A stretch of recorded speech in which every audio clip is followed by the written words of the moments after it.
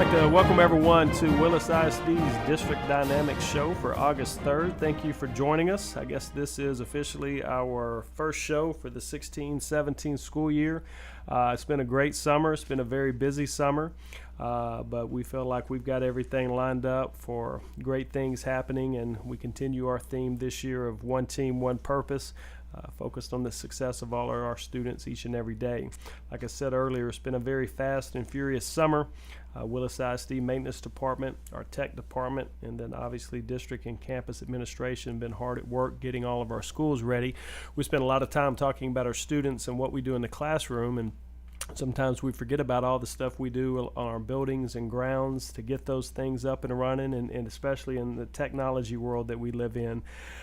Maintenance and custodial, maintenance department, upgrades and fixes at several campuses. Custodial departments, we clean out every single classroom. Every bit of furniture is taken out. Floors are clean. Every bit of furniture is put back in. Floors in the hallway are cleaned and buffed and shined. If you'll notice those when you come up for student registration, you will see some very, very shiny floors. I get some laughs every now and then that my head has a strong reflection in some of our floors. But that's okay. They did a good job. But it's great to see we've got a staff and our maintenance and custodial group of men and women do an excellent job. Some other things we've done, we had our auxiliary gym at Brabham was upgraded. That floor was replaced. We did the main gym there last year. We did both gyms at Lucas last year as well. And then our main gym floor at Willis High School was also redone and spruced up. We completed some office renovations at Lynn Lucas and Willis High School. At Willis High School, we restructured a couple positions, so now we have 5 APs and 5 counselors. Students will be split by alphabet this year versus grade level. We're excited about that change. We feel like it spreads out the duties and responsibilities of our staff a little bit better, but we still get the good one-on-one time with our kids. And new leadership at Lynn Lucas, we'd like to decide to move our AP offices out into the main part of the building versus when some renovation was done there about 5 or 6 years ago.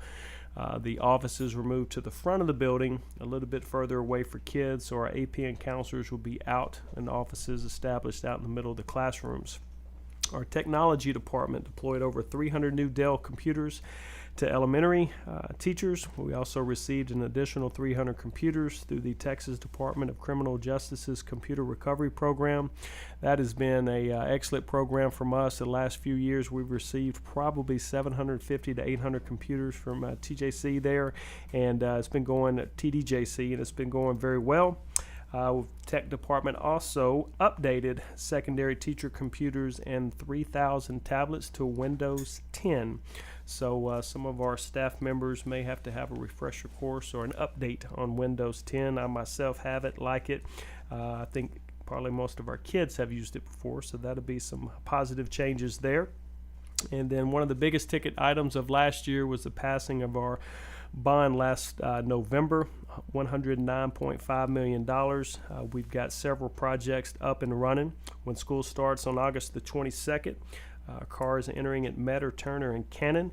We will be rerouting traffic a little bit different, and we'll also have a lot more stacking where our roadways on 75 and 830 and Old County Line Road will have a lot less cars on them, and potentially zero on Cannon. We have a lot of stacking ability there.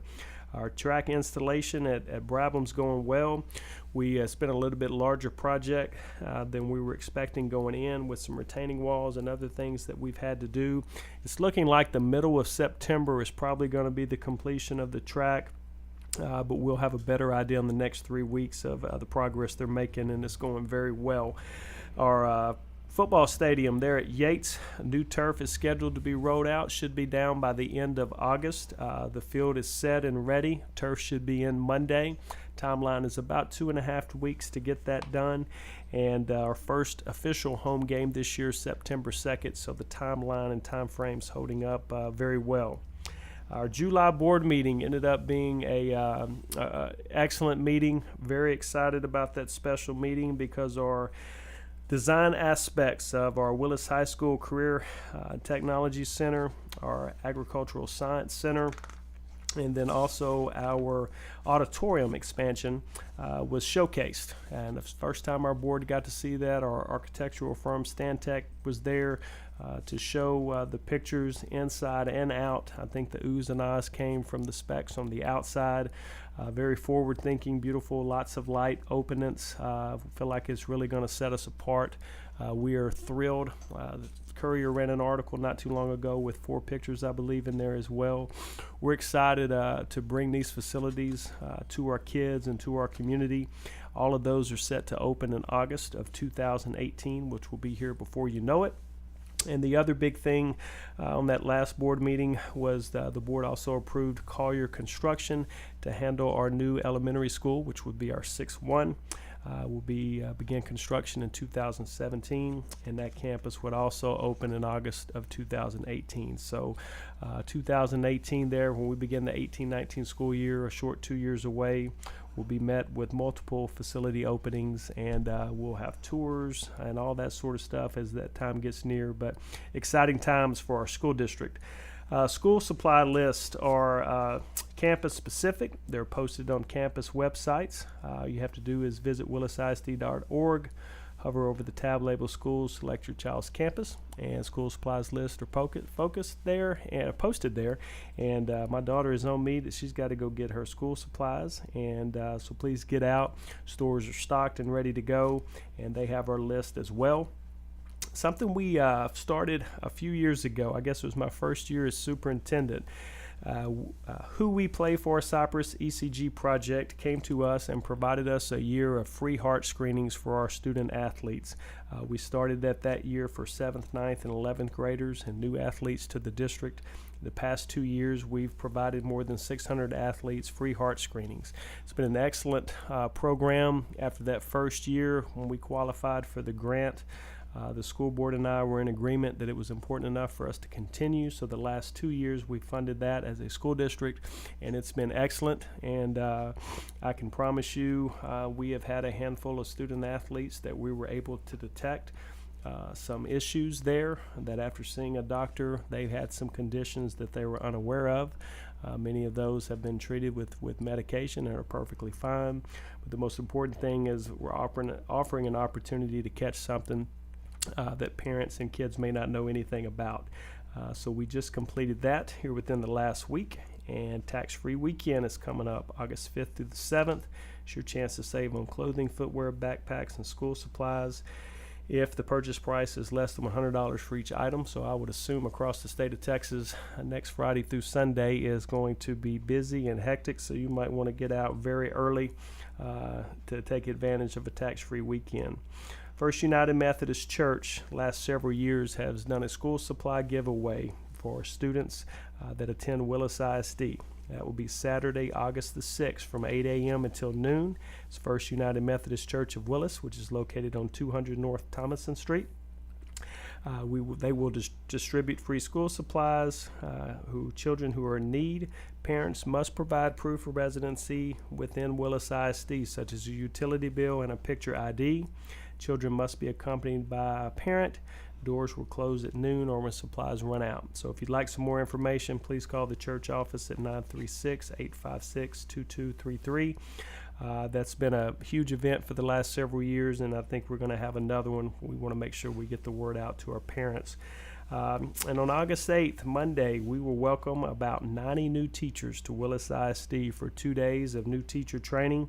And then the rest of our staff returns on August the 10th. We've also hired around 45 new paraprofessional positions. We're very excited about those that want to be a part of our district and the new steps and new folks we'll be bringing in starting next week.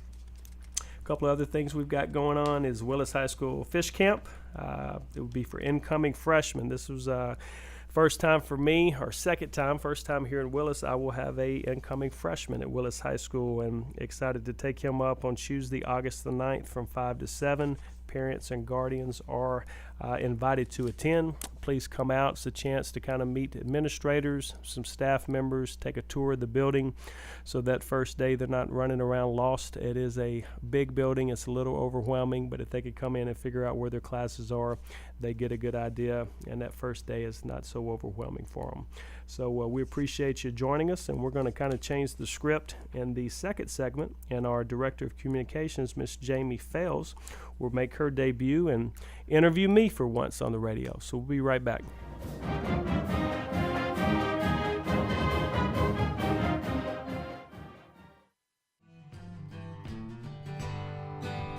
Lone Star Community Radio is Montgomery County's community radio station, and we are looking for talk show hosts and volunteer DJs for our music shows.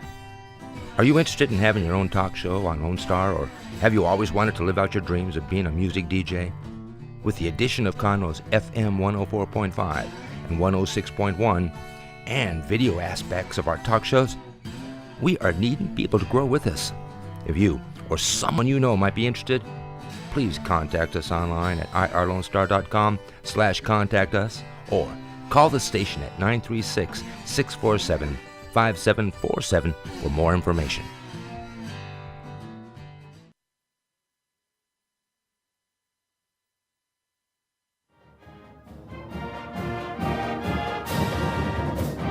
Welcome back to August 3rd's edition of District Dynamics, and I'm going to turn the show over now to my co-host, Miss Jamie Fales, and I think I get to sit on the hot seat for a little bit.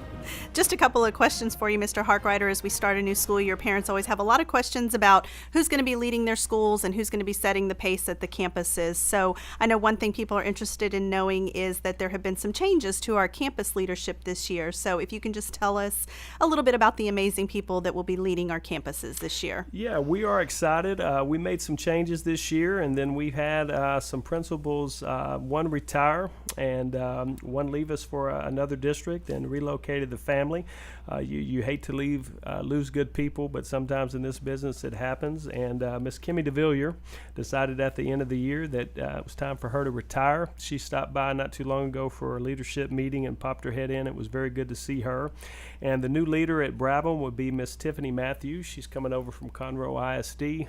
Tiffany is a young, dynamic leader, excited about what she's going to bring to the table for Brabham Middle School. And then we had a change also at Turner Elementary. Doug Anderson, him and his family relocated out of the district, and we had one of our own that we have grown over the last several years. She spent a majority of her career, I think all of her career, at Willis ISD as a teacher, as a counselor, as an assistant principal, and Miss Cameron Wilder will take over at Turner. Very excited about Cameron's leadership. She is a homegrown product, and she brings some great things to the table. We also had a leadership change at one other campus that affected another campus. Miss Kim Sprayberry, who was at Cannon, is now the principal at Lynn Lucas Middle School. Kim has worked in Lynn Lucas in the past as an assistant principal. In her own words, when I offered her this opportunity, it felt like it was bittersweet to leave Cannon. She had done a great job there and really loved that staff. But in her words, she felt like she was coming home. So we're excited about her. Taking Kim's spot at Cannon will be Miss Tamara Good, who's also a Conroe ISD product. Tamara's got a big heart, great attitude, and a big smile. She's going to do great things for us there at Cannon.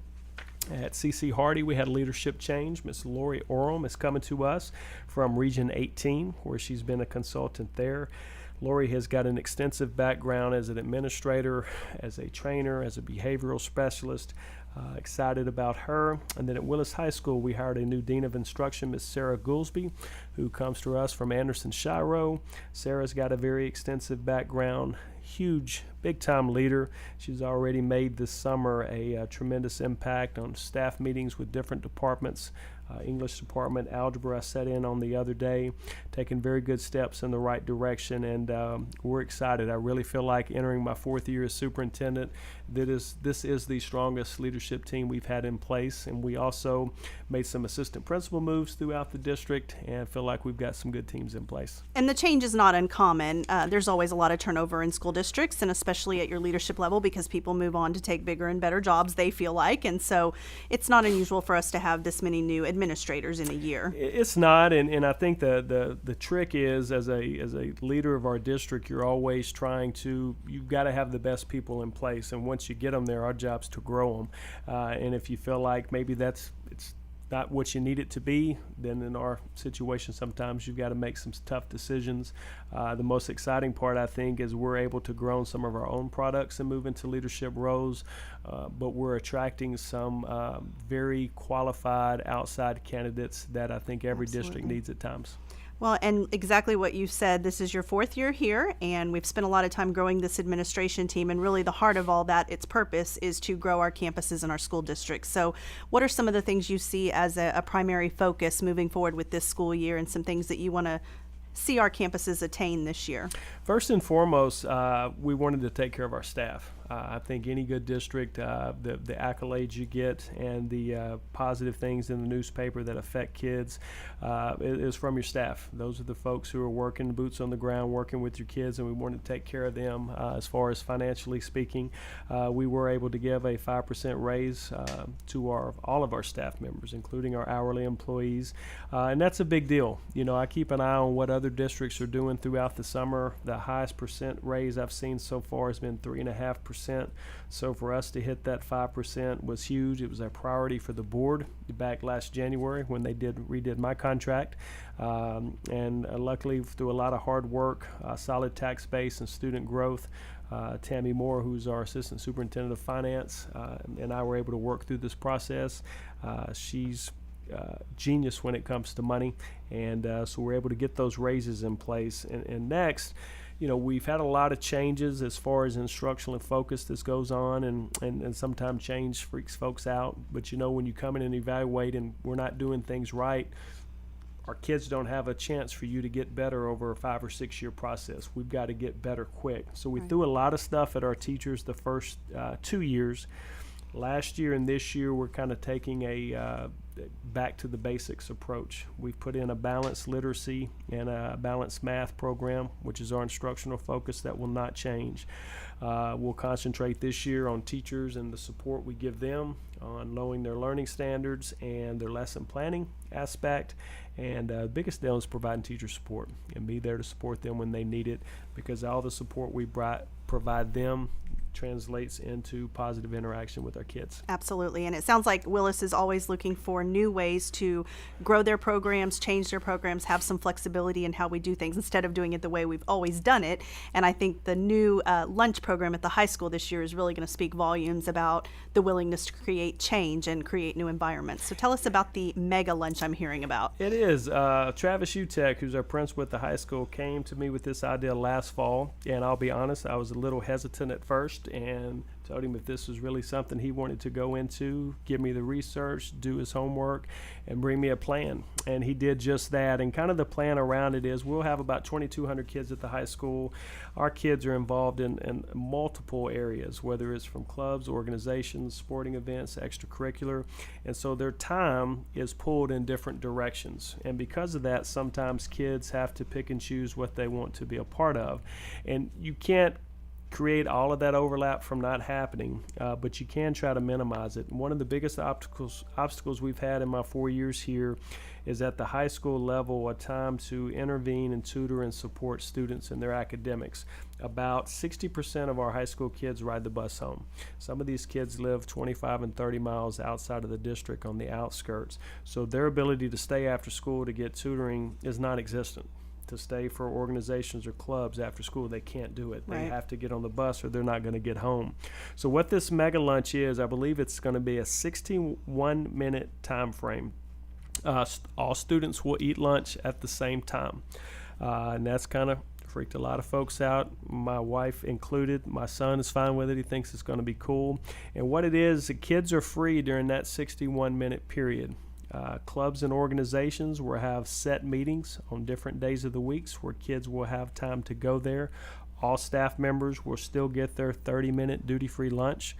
But during the other part, if they're not tutoring, they will be at stations located throughout the district. Student safety is our number one priority, and doing the mega lunch, that was one of the deals, is we've got to have staff members out. I like Travis's plan. I think the kids are going to like it. I've had some questions during that time. If a student needs some help in algebra, they can go get that help in algebra.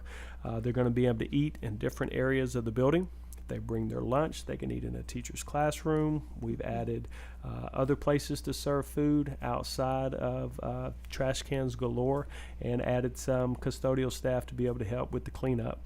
But I really feel like, and one question I've got during the board meeting, so if a student doesn't want to do anything, what do? They don't have to do anything. We're not going to make a kid do anything, but what we're hoping to do is provide the time to encourage them to be a part of something.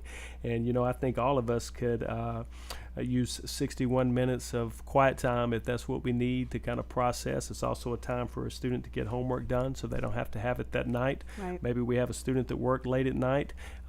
They don't have time to do their homework. They come in, mega lunch, have their 6-period homework done before they go to class. I think the gift that we can give sometimes is time. Absolutely. And time management's, I think, a big part of all of us. And hopefully with this time management piece, we can help the kids a little bit learn how to budget that time. That sounds great. And, you know, kids love ownership over something, and this gives them a ton of ownership because they can choose to eat lunch first and then go to tutoring, or they can go to tutoring first and then eat lunch. They can roam around. They can eat lunch in different places, and it really just provides that kind of unique experience, I think, that is really going to set their high school experience apart from their friends at other campuses. I think so, and I think sometimes we sell kids short on what they can and what they can't too. Our expectation is we've got great kids at the high school, and we feel like they're going to rise to the occasion here and take advantage of it. Well, and one thing I love is that, you know, you're going to have your standard clubs, maybe a guitar club or a writing club, but you're also going to have teachers that have created unique clubs like the napping club or Right. the quiet time club or a crochet club. They can do all kinds of different activities, Bible studies, anything Right. the teachers want to bring into their classroom and the kids want to choose to go to, they can. Right. Yep, exactly. There'll be a lot of autonomy there. Yes. Well, let's talk about the new scoreboard for Yates Stadium. Yeah, last year, our last home game of the year, when I arrived at the stadium, I noticed we had a lot of light bulbs out, which was kind of not normal, and I'm figuring out why that hadn't been taken care of.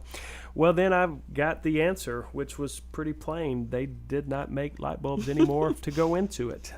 So I didn't feel like putting some first graders up there with a flashlight would be conducive to, or my parents probably would not have liked that very much. So we started entertaining the thoughts of looking into scoreboards. We had our board approved a scoreboard purchase back in July, and yourself, as well as Coach Eric Izar and Tammy Moore, have been working on the advertising pieces of the scoreboard. Very pleased to say that two of our large sponsors, one, our largest sponsor is Wood Forest Bank. They've been great for our district for many years. They will have the top sponsorship piece at the top of our scoreboard, and Buckaloo Chevrolet, who has been a longtime supporter of Willis ISD, great folks there, and been in this Montgomery County for years and years and years. We just secured a sponsorship with them. Scoreboard is set to go up, I believe, the last week in August, which will be right before our first game. Perfect. And then we've got 2 other sponsorships we're looking to sell.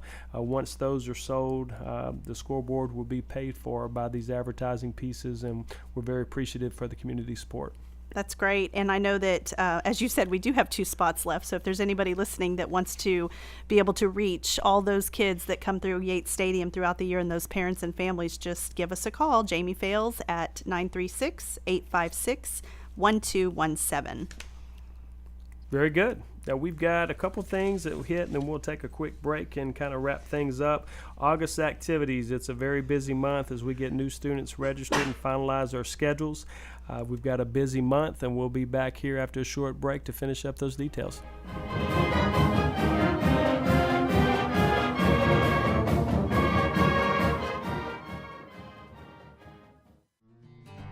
We're starting to film our talk shows and putting them on YouTube. Your favorite Lone Star Community Radio show can be seen on YouTube under our Lone Star Community Radio channel and on City of Conroe's Our City TV channel on Suddenlink Channel 12. Make sure to subscribe to our YouTube channel to see the most recently released videos and find more information online at irlonestar.com/TV.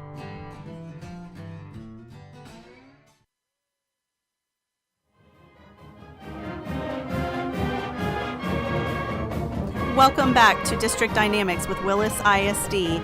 This is Jamie Fales, and I'm here to tell you a little bit more about our August activities that are leading up to that glorious first day of school. Elementary Meet the Teacher Night will be held on Thursday, August 18th at all of our elementary campuses from 5:30 to 7 p.m. This is an open come and go time. You do not have to be there right at 5:30 and stay till 7. You can come and go as you please. Just bring your kids, introduce them to their teacher, bring a bag with their school supplies in, and you can leave all those school supplies at the campus so that you don't have to haul them in on the first day. But we do ask that you leave them unlabeled, and that way the teacher can distribute them as needed. So don't forget, mark your calendars. The first day of school is August 22nd. Times have been slightly adjusted for the 16-17 school year, so I'll go over those just in case you need a reminder. Elementary hours will be from 8:25 a.m. to 3:40 p.m. Middle school hours will be 7:15 a.m. to 2:35 p.m. High school hours will be 7:05 a.m. to 2:20 p.m. And if you need any information about your child's bus routes, there is a great little system on our website, on our homepage to the right, that says, "What bus does my student ride?" And you can click on that and put in your address and your zip code and get lots of information about your child's bus route, the pickup times, the pickup location, and sign up on there to receive any alerts if there's changes to our bus routes due to weather or construction. Good. And the one elementary time, the only time change for schools last year, where we added 5 days to the end of the elementary schedule. And the reason we did that, remember the state changed last year. We went away from the days requirement for kids to a minutes requirement. And because of that 5-minute addition there on the end of the elementary day, we were able to shorten our students' number of days that they come to school. And so their last day will be that last Friday there in May before Memorial Day weekend. So we're excited about that change, and just a tweak of 5 minutes makes all the difference in the world. And for a quick sports update, obviously we're getting close to the fall, and everybody talks about football season, and it is getting football season. Our kids start practicing on Monday. But not only that, as we kick off football season, we've got some other organizations that get kicking off. Number one's our volleyball team. Our volleyball ladies started 2-a-days Monday. They're getting after it. State semifinalists last year in the regional tournament. We return everybody but one starter, and so we are excited about big things happening for Ashley Ferris and her volleyball program. And then with the kickoff of football season, that also kicks off a couple of other large programs for us. Our band started practicing, I believe it was last Thursday, showed up there to watch them get going. They have also been invited, our band, to participate in a music hall convention, which is up in Indianapolis, which is right before our spring break. They are one of 2 featured high school bands in the state of Texas that will be performing there. They're very excited about the opportunity for Chris Allen and his kids and the parents that support that program. So they're getting after it, and that's one of the hardest working programs that we have. And then with the addition of football, band, then it also brings out our dance team, and our cheerleaders are getting started. I saw some Facebook posts the other day of cheer camp getting going, and a lot of our young ladies in purple and white getting going, and our dance team as well. Katie K does an excellent job there. We're excited, and I think when you start seeing these organizations kick off, I get excited every year about football season, seeing these programs, and our volleyball season this year. We've got some great things to look forward to this fall.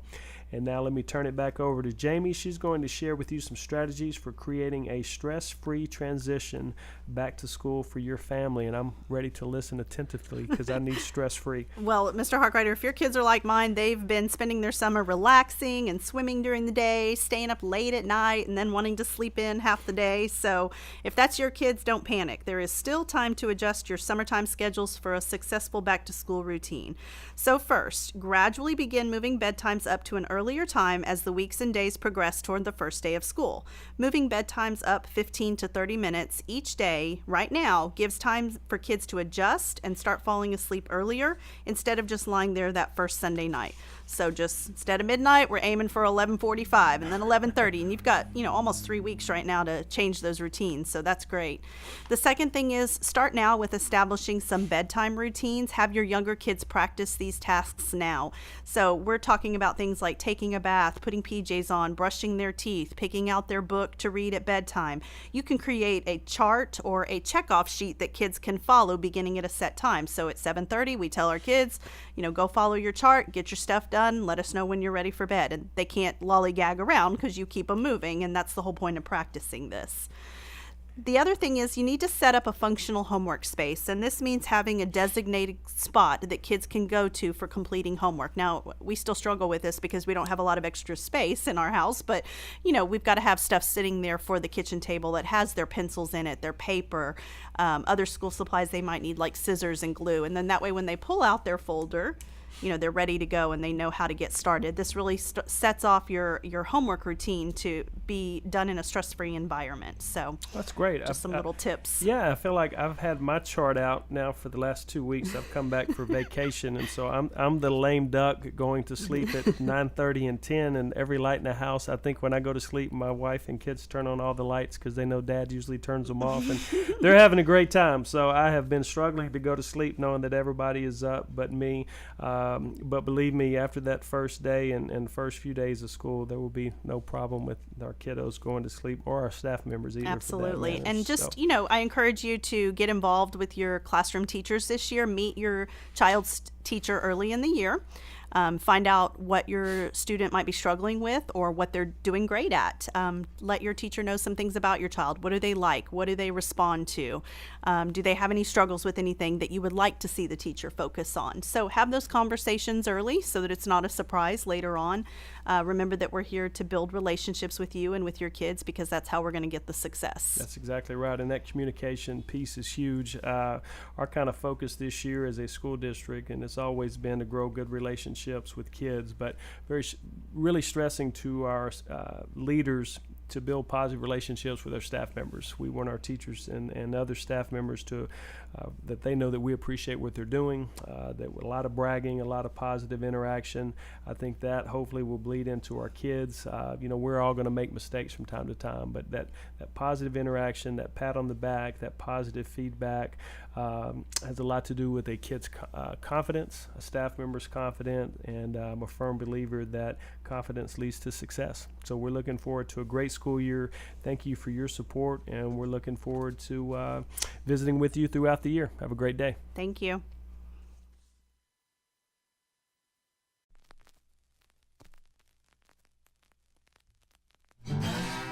Thanks for checking out this production on Lone Star Community Radio, Montgomery County's radio station.